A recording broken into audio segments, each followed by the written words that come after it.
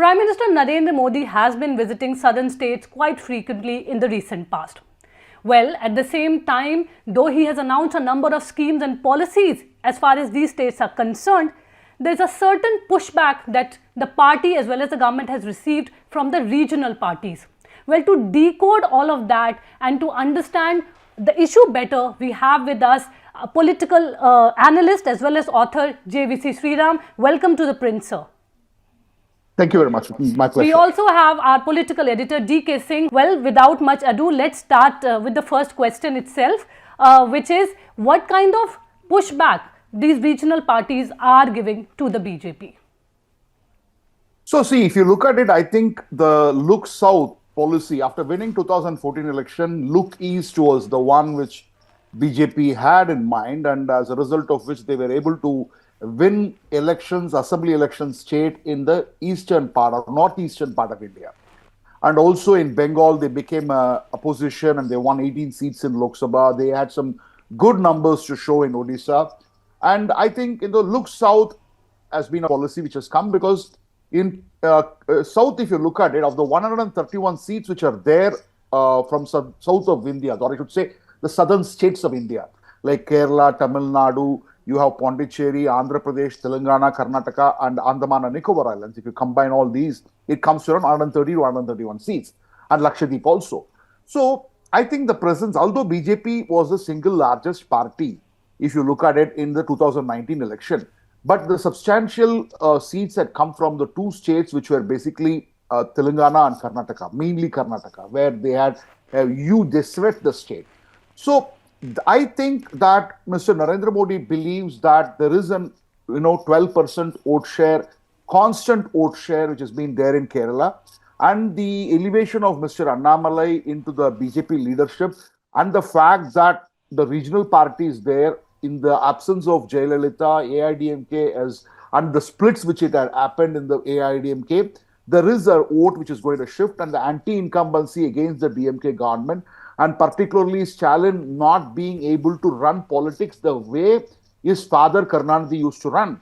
They see an opening in Tamil Nadu, but I do not know how many seats they will be in a position to win. So the regional parties obviously are feeling that, yes, BJP is coming and knocking at it. So as a result of which they are feeling the pressure. As far as Andhra Pradesh is concerned, I would still say that Andhra Pradesh, I don't think is going to be a sunrise state for BJP is concerned. But unfortunately or fortunately for BJP, both the Telugu Desam party and the Jagan party, YS Jagan party, we hear on the ground that both of them are pretty keen to have an alliance with the BJP. And as far as Telangana is concerned, I think that Telangana is moving in a Modi wave direction because I am in Telangana right now and we've been doing quite a bit of survey in both in Telangana and Tamil Nadu. In Telangana, particularly the northern Telangana, which saw Adilabad seat, Nizamabad, and Karimnagar, Secunderabad, and I think BJP would be in a position to add numbers. And here what's happening is the contest, which was basically tripolar, is becoming bipolar. Seat after seat, BRS is not able to gain traction. It is losing votes. In fact, I can see in villages, the lower lung leaders in BRS is either gravitating towards the Congress party in the southern Telangana, where the BJP does not have much of an organization, and is gravitating towards the northern Telangana, towards the BJP. And also the Ram Mandir is a very big factor in the northern Telangana, starting from Hyderabad right up to Adilabad. You take Kamareddy, which is Zahirabad parliamentary constituency, Medak, or Nizamabad, or Rangareddy, and also even if you take the case of Karimnagar and Adilabad, you see a big one. So the southern push, how much of it is going to reflect in terms of seats is $1 million question. But in terms of vote share, definitely BJP is gaining. And in Karnataka, with the coalition, with the alliance partner JDS on its side, I think BJP starts with a huge advantage because we have seen right from 2004 that Karnataka votes differently in a parliament election and in an assembly election. Even in 2004 and 2009, when BJP lost miserably, Karnataka voted in large numbers towards BJP. Even in 2014, 2013, BJP got defeated. Very bad defeat, worse than it was in 2023. But still in 2014, they had very good numbers, 18 if I'm right. And in 2019, they swept. And I see a similar situation. So in South, at this point in time, Kerala, they may make a few gains. Tamil Nadu is going to be a big surprise state, what we are hearing. And if it is going to happen in reality, what I'm hearing is something which is stunning. Because I've been born in Tamil Nadu, and when I go to the southern districts like Tenkasi, Tirunelveli, Ramanathapuram, Kanyakumari, down south Madurai, it is Modi wave. It is literally Modi wave. It's not just question of anger against Modi. There is no anger against Modi. In fact, in southern Tamil Nadu, I can tell with authority that Modi is outpacing Rahul Gandhi as far as the PM candidate is concerned. Is it a phenomenon happening across the state? No, it is not happening across the state. But the southern districts, I think we have spoken about it to DK Singh in the past also. In the southern districts, I can say Modi is ahead of Rahul Gandhi. So now you can see how the game is set. The game is nicely set because Modi ji has not come as far as electoral rally is concerned. It's all going to happen. But the game is nicely set. And who is going to take advantage depends upon who has that organizational muscle. You're telling something very interesting from Telangana, because right now you are there. But before I come to that question, let me ask you, when you are talking about this Modi wave in southern part of the state, are you looking at it in terms of possible alliance partners? I mean, when they come together, then the BJP does that, or BJP on its own, you think, can still, tap into that wave and do something drastically different, something we don't expect? See, I think in Tenkasi and Tirunelveli, it is becoming a new wave. It's a Modi wave, which is devoid of any alliance. Alliance can only add. It is basically people are saying that we are voting for Modi. And you should also understand that Kanyakumari was a district where BJP had won way back in 1996. Yeah. In 1996 assembly election, BJP had won. In 1984, an Hindu Munnani backed independent candidate had won. So the seeds had been sown long back. But the harvest is getting reaped because now they have a face. The local face in Annamalai, and also Modi ji because people know in Tamil Nadu that Modi ji is coming back in 2024. See, in 2019, they voted for Rahul Gandhi because they saw genuinely they were convinced that Rahul Gandhi is coming to power. After the 5 state elections were lost by BJP. But now, in fact, some are saying, I don't like Modi, but it is inevitable. Some are saying, I am a DMK supporter, but this time I might vote for Modi. And see, understand also, ADMK, what is the agenda they have? Who is the PM face they have? And EPS has probably, broken ranks with many people, with the Mukkulothur community, as a result of which it does not have a southern face. So all this is working in favor of BJP. But would they translate into seats? $1 billion question. We just have about a couple of weeks to go before election dates are announced. Do you rule out the possibility of the AIADMK coming back into the NDA? DK, mark my words. I don't think they're coming back. I'm ruling out completely. If they come back, also BJP will perform worse than what it is performing today. Because they would be carrying a party which probably is losing relevance in the southern districts of Tamil Nadu. The only places where probably AIADMK would be in a position to help BJP would be in the Kongu region. But let me also tell you one more thing, DK. Why this alliance is not working. In 2014, with CP Radhakrishnan as the candidate in BJP, with its alliance, BJP candidate scored 3.9 lakh votes and AIADMK candidate scored 4.34 lakh votes in Coimbatore. When the two comes together, you would have visualized that they would have got at least 7.5 to 8 lakh votes. But do you know how many votes BJP candidate got in the 2019 election? Just got 4,000 votes more than what he got in 2014. Which explains to us that vote transfer is not happening from AIADMK to BJP. An AIADMK loyalist, he feels is okay to vote for a Congress party or a Communist party or an Indian Union Muslim League instead of voting for the BJP. So this alliance is not working on the ground.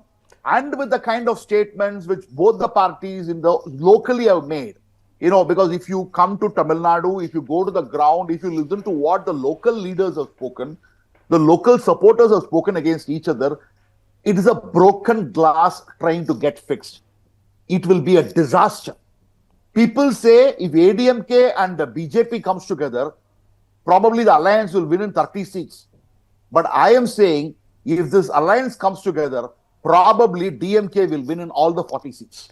Does that pave the way for OPS or say TTV Dinakaran to basically get into the NDA fold? So because you are talking about southern districts. Dinakaran have got limited support in limited areas. But every support is going to be an add-on now. Because this election is not being fought because people are very clear. People are very clear that this is an election to determine who should be the Prime Minister of this country. So, as we all know that Modi ji is a polarizing figure, that polarization is happening. Oh, you are against Modi, I am for Modi.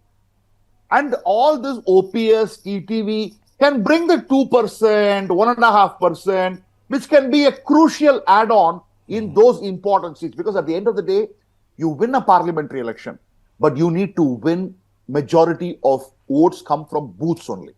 So those booths, so if Mukulathur presence is higher in those booths in Tenkasi or Tirunelveli, and those votes come to BJP because of probably an alliance with OPS or a TTV, it is going to help.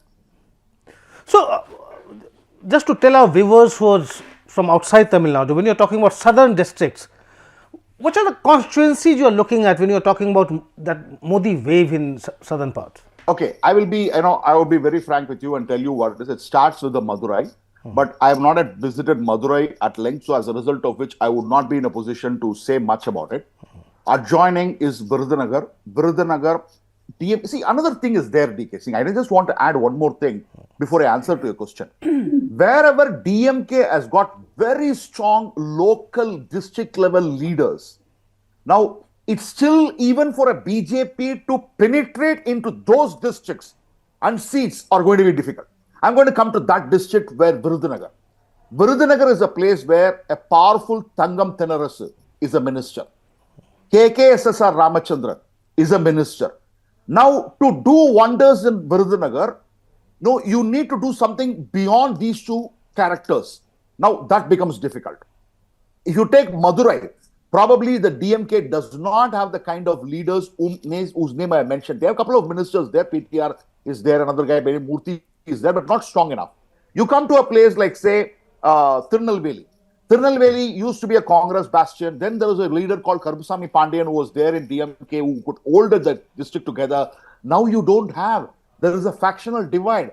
The sitting MP is a Christian and he already earned the wrath of the Catholic Christians because he went to a Catholic church and made some kind of chaos. So there is a divided house. There is a Pungode Alangudi Aruna who got defeated in Alangulam. So as a result of which, Tirunelveli, the BJP is getting stronger and the DMK is getting weaker and the ADMK does not have a face.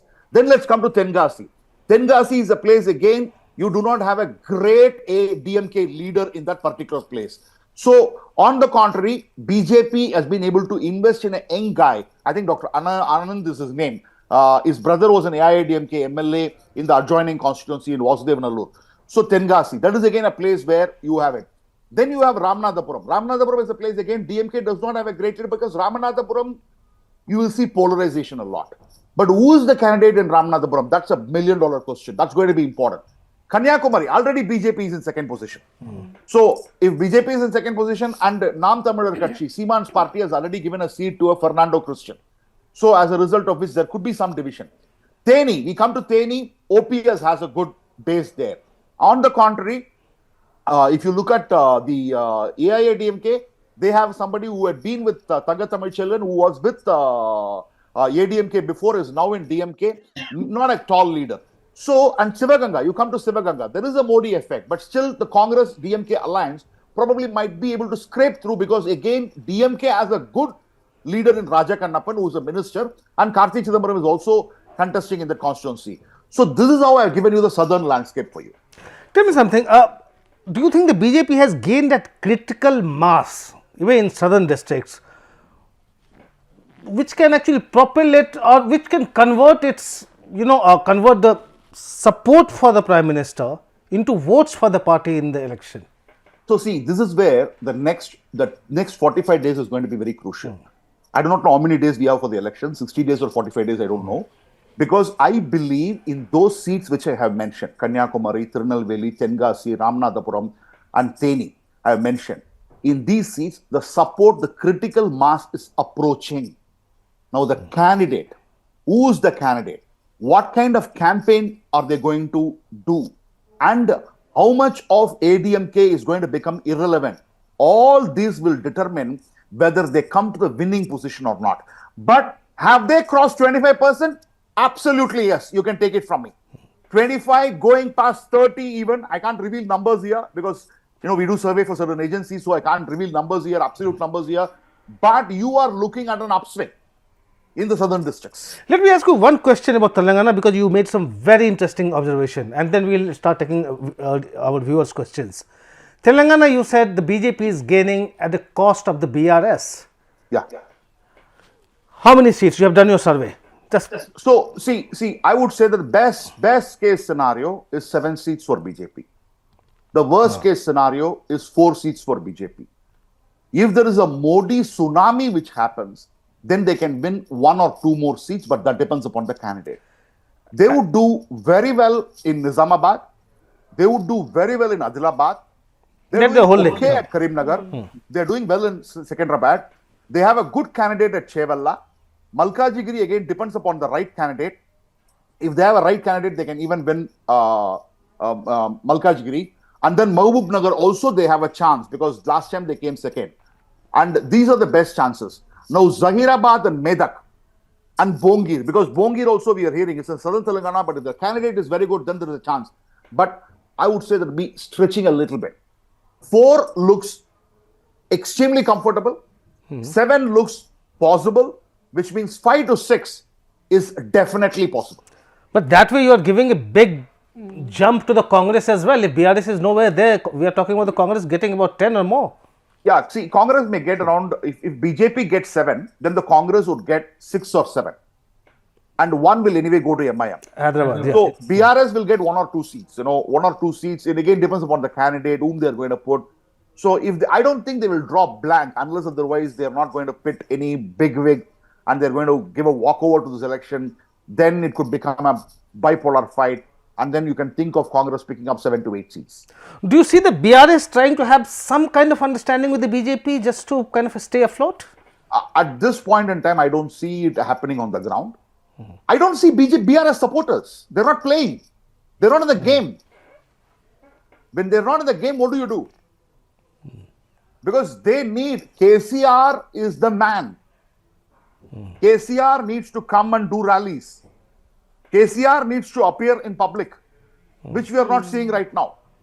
Harish Rao must work on ground, and that is also we are not seeing on the ground.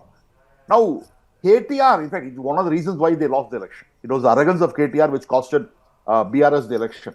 So, on the ground, Harish Rao is the man, and at the higher level, Air Force is KCR, Army is Harish Rao. When neither of them are working, the cadres are more demotivated. Have you done your survey in Andhra? Because people are talking about a massive anti-incumbency building up against Jagan Mohan government. Is that true? I have visited DK, I visited only the urban Andhra Pradesh. I should confess to you, I have not visited rural Andhra Pradesh to a large extent. In urban Andhra Pradesh, there is a huge anti-incumbency against the incumbent. But there is a caveat. But there is confidence on Chandrababu Naidu is not high. Now, how do you read this situation? I don't like Jagan, but I don't like Naidu too. And BJP is not a player. Congress is not a player. So probably both of them, see, because for Chandrababu Naidu to displace Jagan, he needs to have an alliance with BJP. And for Jagan to say that I would be in a better position to run the government in Andhra Pradesh, he needs to also align with BJP. because because electorally BJP is not adding big for Jagan, but for Jagan it is an optics, it is a perception. That it can alienate his minority vote bank if you go for a formal alliance. I think minority vote bank would be with him, irrespective of E moving towards, because that's the calculation he has made. He has made that calculation in Andhra because see, in Andhra, unfortunately, TDP is looked at as a Kamma party. In the last 4.5 or almost 5 years, we can say, TDP has become a one caste party. That, too much of noise from one caste makes others very uncomfortable. And that's what has happened as far as TDP is concerned. That's what is making them, in fact, of all the elections which are going to happen in 2024, in the month of April and May, the one which is going to draw the huge eyeballs is going to be Andhra Pradesh. Because as far as Prime Minister is concerned, it is a question of numbers. Is it closer to 300 or over 350? That's what we are talking about. We know in BJD what is going to happen, in Orissa what is going to happen. Sikkim is a known case. It is Andhra where there will be a lot of interest. Punters will be interested in Andhra. A lot of our viewers have sent us questions, so I'll start with Aditya Saurabh. He's saying there's a rumor that BJP has asked CB Naidu for 10 seats in Andhra Pradesh, which he didn't agree, as 3 already have been given to Pawan Kalyan, while YSRCP also offered 11 seats to BJP in AP. This has forced Chandrababu Naidu to rethink. What do you think BJP would do? Which side BJP would go in case of some number of seats being offered by both sides? See, I think BJP would be looking at, it's a very tough decision to make. It is a very tough decision to make. Chandrababu Naidu can be looked at as a natural ally. But Jagan has been a very trusted party to Mr. Narendra Modi in the Lok Sabha and Rajya Sabha. So, do I go with a person who is seen as a natural ally, but who has been a kind of a betrayer, who has been a kind of a, traitor were the words which were used, big words, but they were used. I'm not using them. Should I go with him? Or should I go with somebody who had helped us in the last 5 years and is offering me? Or I would decide to just stay neutral. I have not much to, gain or lose in Andhra. I'll just stay silent. Right. Utsav Banerjee wants to know that in the 2024 Lok Sabha elections, do you think BJP will increase its tally of more than 4 seats in Telangana, considering it is a 3-way fight between Congress, BJP and BRS? You answered that the number of seats and all, but do you think it's going to be a 3-way fight or not? No, it's not going to be a 3-way fight. I don't see a 3-way fight. At this point, I wish it was a 3-way fight because it will be more interesting. For a psephologist, the keener the race, how the vote transfers, those things, play a role. But now it doesn't look like. Right. I don't see BRS.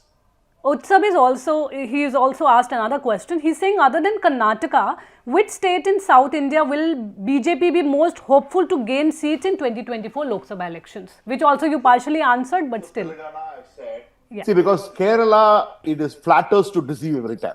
So I would rather wait and watch, because the way UDF and LDF voters come together, when they see BJP going past 28, 29, they know how to stop it. And it is a tried and tested formula. So I would not be very enthusiastic in predicting anything. In Tamil Nadu, if they play the game well, if the organization decides that I'm going to push the right candidate, I think BJP has something to gain in Tamil Nadu, some significant seats. I'm not saying huge numbers, but decent numbers. Right. But good vote share. And see, even 2 seats if BJP can win, that will change the optics in Tamil Nadu. Well, some questions about Kerala now. One of our viewers who goes by the name of OHMS Study wants to know, in Kerala, BJP targets some particular seat, not the whole Kerala. Is this approach going to work for BJP to win seats from Kerala? And what is BJP's future in Tamil Nadu, not only for 2024, but after 2024 under the current state chief, Annamalai? And what percentage of vote BJP will get from Tamil Nadu in 2024? So first about Kerala and then Tamil Nadu. So in Kerala, I think, BJP will be fighting with all force and might at Thrissur, Athingal and Thiruvananthapuram. and probably give it a good shot at Pathanamthitta, which may not work. This talk about Kasargod and all, I don't want to even entertain into it. These are the only 3 seats, maximum 4. They can fight. When I say fight to go past 25%. That's a tripolar race. So that's what is Kerala is all about. As I already told you that when the BJP surges, the LDF and UDF comes together. And that's been a tactical alliance which they've had. As far as Tamil Nadu is concerned, I don't have a crystal ball to say BJP on its own is poised to get anywhere between 15 and 18% as on date in Tamil Nadu. As on date. Because when the mood is shifting, we all have seen election. And we have seen also people of our country do not want to give a split verdict. When they decide to give a verdict, their mandate will be decisive. We have seen decisive mandates. Because otherwise, Congress could not have won in Telangana. Yeah. So when you see the DMK playing that sub-nationalism card, we saw what they did in the assembly a couple of days, 3-4 days back, passing resolutions against simultaneous elections, against delimitation.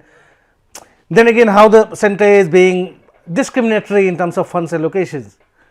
How is this sub-nationalism card playing out there, and how will it affect the BJP? See, it will, as we have discussed, DK, before, these cards are all going to work with 25 to 30% of the voters.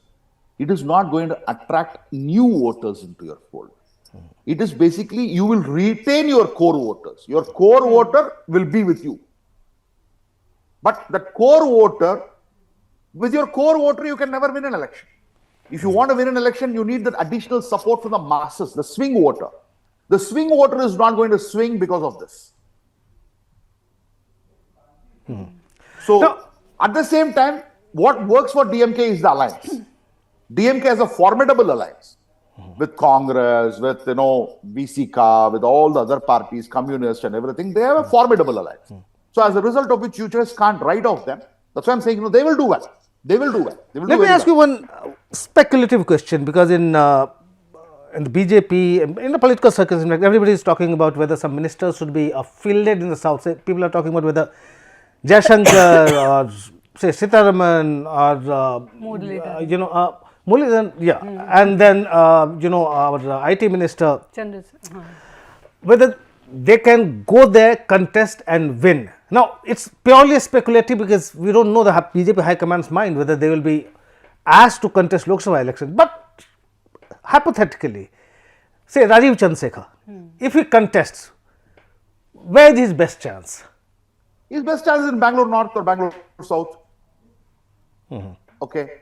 Maximum Kerala, I don't know that Kerala because, he is a Keralite, that's what I heard, but I think he has lived most of his life in Bangalore.